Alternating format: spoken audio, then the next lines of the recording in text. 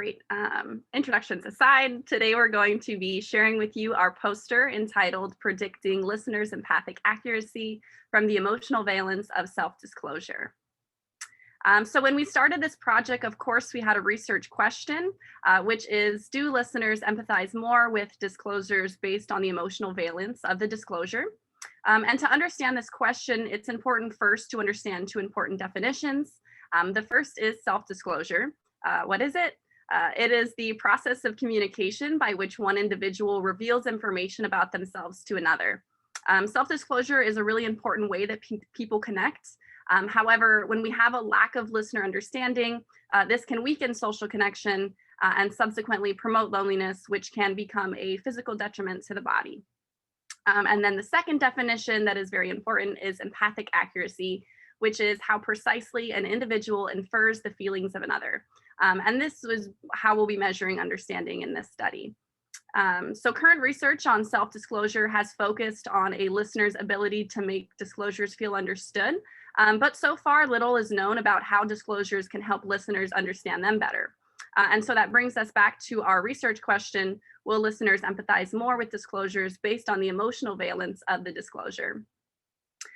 For this project, we recruited a total of 64 participants, which resulted in 32 dyadic pairs, and they were recruited using UCR's participant platform, SONA. 59 of them completed a demographic questionnaire, and then all 64 completed a 4-part disclosure reciprocity task, which we will discuss in detail in just a minute. The mean age for our participant group was 19 and a half.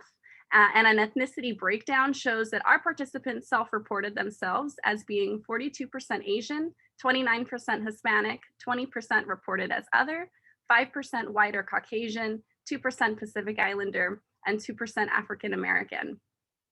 Our participants' pairs were tasked with disclosing 6 stories from their lives. 2 of these stories were positive experiences. 2 would have been categorized as neutral, being neither a positive or a negative experience, and 2 would have been a negative experience. Now, these stories could have been from any time in the participants' lives, but they were to be stories that their partner had not heard before. After these disclosures were shared, pairs would then rate their own and then their partner's disclosures for emotional valence on a moment-to-moment basis using a slider from negative to positive, 0 to 100. And then lastly, we computed empathic accuracy by creating correlations between listeners' ratings of speakers' disclosures and speakers' ratings of their own disclosures. From here, my colleague Genesis will explain the task in a little bit more detail and then discuss with you our findings. Perfect. So thank you so much, Katelynn. Yes, this disclosure reciprocity task, and actually the experiment itself in its entirety, was conducted over Zoom because it did happen completely during the pandemic. And I'm about to share the details of the task itself, but it was indeed a pretty hefty experimental project. It was about 2.5 hours over Zoom. So very, very interesting findings that we are only beginning to scratch the surface of. So now, speaking in terms of the task, we would have this dyadic pair, so these 2 participants in one main Zoom room. Afterwards, they would each be associated with their own RA in a specific breakout room, and it was within these breakout rooms that the disclosure sharing occurred. And obviously, as my colleague just said, it's these 6 disclosures: 2 positive, 2 negative, 2 neutral. After disclosing these stories to the experimenter, to the RA, they were audio recorded. Actually, during their disclosure, they were audio recorded. And afterwards, they were shown, they heard their own disclosures and rated the valence from positive to negative. And then they heard their partner's disclosures and rated their partner's disclosures on negative to positive valence. So alluding first to the results section and then referring back to this main graph that we have in center screen here, there were 2 most significant findings or conclusions and as so far as we were able to analyze. And the first was that listeners' empathic accuracy was greater when comparing positive disclosures with neutral disclosures. And secondly, listeners' empathic accuracy was greater when comparing negative disclosures with neutral disclosures. So referring to this center chart here, it was seen that in comparison to neutral disclosures, participant pairs were much more able to deliberate or accurately assess disclosures that pertain to either negative or positive emotionality.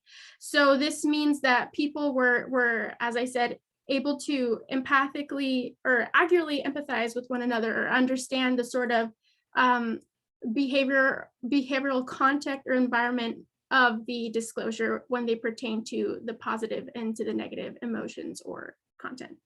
So referring to our discussion, our first point, the studies have shown empathic accuracy can promote high quality interactions and greater relationship satisfaction.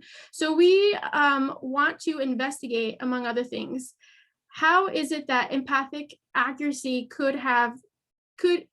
in what context is empathic accuracy most consistently able to be attained? And in the context of what we discovered here, definitely it is in these more extreme ends of emotionality, whether it be positive, whether it be negative, that people are more accurately able to assess the disclosure, the content that their partner is revealing to them. Furthermore, it's possible that when participants are disclosing stories that elicit higher emotional valence, they employ different linguistic features, aka emotion words. So this could be a potential understanding or potential explanation for which either positive or negative disclosures were more accurately empathically understood between participants, because the vernacular associated with this sort of disclosure is much more prevalent, is much more understood. Words like happy, excited, ecstatic, and the expression of those words in terms of action, so laughter, etc. And the same thing for negative. We have sadness, we have the expression of sadness, crying, and related feelings in the language itself is much more prevalently known, as opposed to the more quotidian, the much more static expression of neutrality within language. Future analyses will use Luke and RAD software AI in analyzing which linguistic features of disclosures lead to greater empathic accuracy. So what this means is that our concentration here, our real purpose is that we'd like to dig deeper into what linguistic aspects, whether it be philological, whether it be intonation, whether it be grammatical, what is it in terms of language components that is more likely to elicit higher empathic accuracy between partners, between individuals. It could be individuals who are very highly relational, so intimate partners. It could be people that you happen to need to communicate in the workplace. Everybody has their own function for needing to be empathically accurate with one another, but we really want to understand what are the linguistic tools one could elucidate according to, so that that could be more accurately assessed between individuals. Furthermore, potential to identify better communication strategies focused on building or maintaining social connection, fortifying well-being and health. So in addition to the current pandemic, which we need not rehash, there is another pandemic, and that pandemic is loneliness. And that sort of loneliness pandemic isn't just prevalent within our own demographic, it really does extend into many other demographics, sectors, populations, etc. And it's seen that this pandemic of loneliness has overarching effects in health, whether it be mental health, physical health, etc. So in trying to understand what is it about disclosure, what is it about establishing empathically accurate understanding between individuals that makes that more successful, more commonplace to establish meaningful and purposeful relationships with others is really our aim here. And we're actively doing more research and analysis in what I've just explained, Luke and Rad, to investigate that question. So thank you so much. We'd also like to thank Professor Brent Hughes, the marvelous graduate mentor, Eleanor Collier, and of course, the Social Neuroscience Lab here at UCR. Thank you.